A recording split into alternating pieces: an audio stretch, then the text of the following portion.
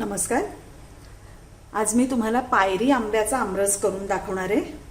सर्वात आधी मी तुम्हाला हापूस आणि पायरीमधला फरक सांगणार आहे. हा बघा, हे पायरीचे आंबे आहेत आणि हा हापूसचा आंबा आहे. याच्या आकारात तुम्ही बघू शकताय फरक आहे तो.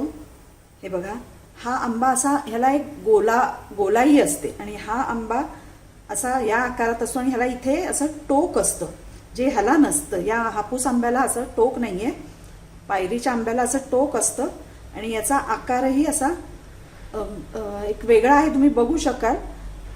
परत याचा रंग सुद्धा वेगळा असतो. आता हा पिकल्यावर असा केशरी पिवळसर आंबा दिसतो आणि हा सुद्धा आंबा अगदी पिकलेला आहे तयार. याचा थोडासा हिरवट पिवळसर केशरी असतो. याचा आकार वेगळा आहे, याचा सुगंधही वेगळा आहे दोन्हीचा आणि चव तर एकदमच वेगळी आहे. ह्याला एक वेगळा गोडवा आहे आणि पायरीचा एक वेगळा गोडवा आहे. पायरीचा शक्यतो रस केला जातो. यामध्ये असे दोरे दोरे असतात आणि हा चुपून खाल्ला जातो. हा आपण कापून खातो किंवा त्याचे तुकडे करून खाल्ला जातो किंवा असाही फोडी करून खाल्ला जातो. तर आज आपण पायरी आंब्याचा आमरस करणार आहोत. हापूसचा मी तुम्हाला आधी करून दाखवलेला आहे. चला तर मग आता सर्वात आधी आपण याचा देठ काढून घ्यायचा आहे. नेहमीच आंबा कापताना आंब्याचा देठ काढून टाकायचा, कारण यामध्ये चीक असतो. देठाकडचा जो भाग असतो तो थोडा काढून टाकायचा आहे. हे बघा, आता हा थोडासा हाताने असा असा थोडासा मऊ करायचा आहे. असा थोडासा दाबून दाबून असा मऊ करायचा, म्हणजे त्याचा व्यवस्थित सगळा असा रस निघतो. ते असा थोडासा याला असं मोकळं करायचं आहे. आता आपण याचा रस काढूया. आता हे बघा, हा असा आंबा घ्यायचा आहे आणि हे जे खालचा भाग आहे तिथून आपण प्रेस करायचं आहे आणि त्याची बाटी काढून घ्यायची. हे बघा, आता हा बहुतेक सगळा गर त्या बाटीला आलेला आहे. आता ह्यातला जो उरलेला आहे तो असा थोडासा पिळून काढायचा आहे रस. हे बघा, अगदी सावकाश असा हलक्या हाताने सगळा पिळून काढायचा रस. याला फार वेळ लागत नाही. हे बघा, तुम्ही बघू शकताय आपण रस सगळा काढलेला आहे पिळून. हे बघा, ह्याला हे असे दोरे दोरे असतात. तसेच बाकीच्या आंब्यांचं सुद्धा आपण काढून घेऊया. हे बघा, तुम्ही बघू शकताय अगदी काढायला सोपं आहे.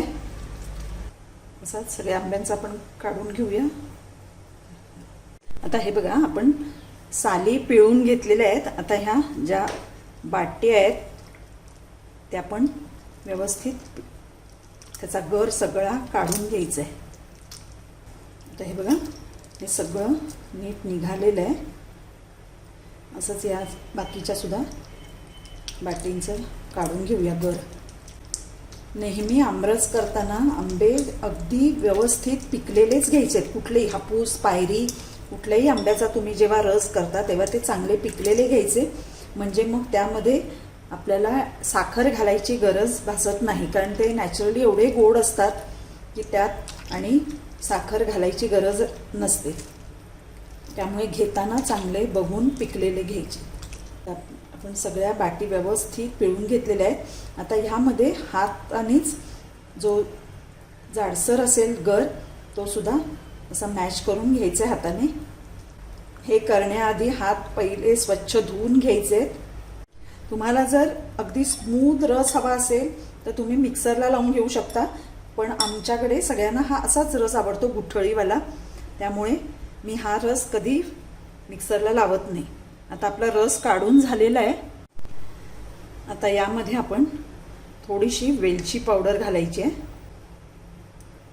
आणि आता हा रस काळा पडू नये यासाठी आपण यामध्ये 2 बर्फाचे खडे घालणार आहोत, म्हणजे रस हा काळा पडत नाही. आता हे व्यवस्थित मिक्स करूया.